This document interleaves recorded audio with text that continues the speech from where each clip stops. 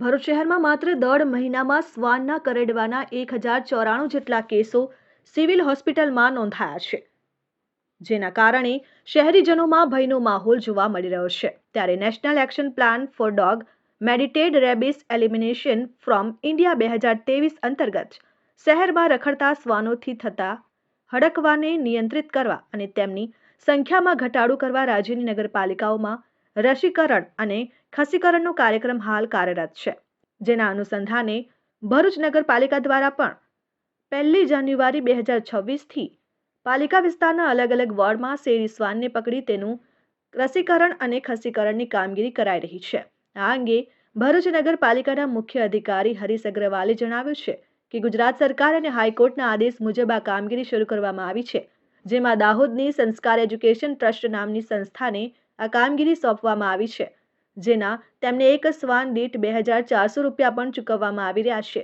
ટીમે અત્યાર સુધી શહેરના અલગ અલગ વોર્ડ વિસ્તારમાંથી સવારે જઈને 150 જેટલા શ્વાનોને પકડી જેબી મોદી બાગની બાજુમાં આવેલ પાલિકાના ગેરેજ નજીક રાખીને તબીબ દ્વારા તેની ખસીકરણ અને રસીકરણની કામગીરી કરવામાં આવે છે.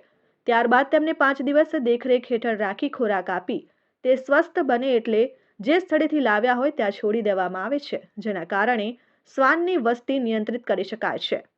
અત્રે ઉલ્લેખનીય છે કે હાઈકોર્ટના આદેશ બાદ ભરૂચ પાલિકા સફાળા જાગી રખડતા શ્વાનોનું ખસીકરણ અને રસીકરણ કરાઈ રહ્યું છે. પરંતુ જો આ માત્ર આદેશ બાદ જ નહીં કાયમી ધોરણે કરવામાં આવે તો આવનાર દિવસમાં શ્વાન કરડવાના બનાવો બનતા અટકી શકાય છે.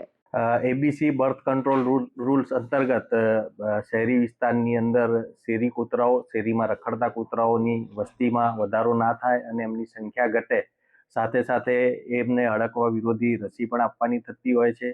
એ અનુસંધાને ભરૂચ નગરપાલિકા દ્વારા એનજીઓ સંસ્કાર એજ્યુકેશન ટ્રસ્ટને આ કામગીરી આપવામાં આવેલ છે.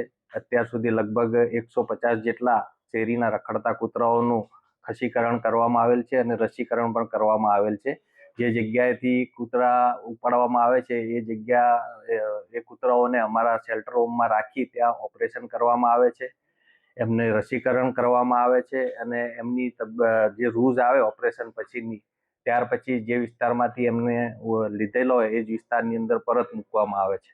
અત્યાર સુધી લગભગ 150 જેટલા કૂતરાઓ ઉપર આ કામગીરી કરવામાં આવેલ છે અને વોર્ડ વાઇઝ આ કામગીરી ચાલી રહી છે. Sachin Patel, RN news, Bharuch.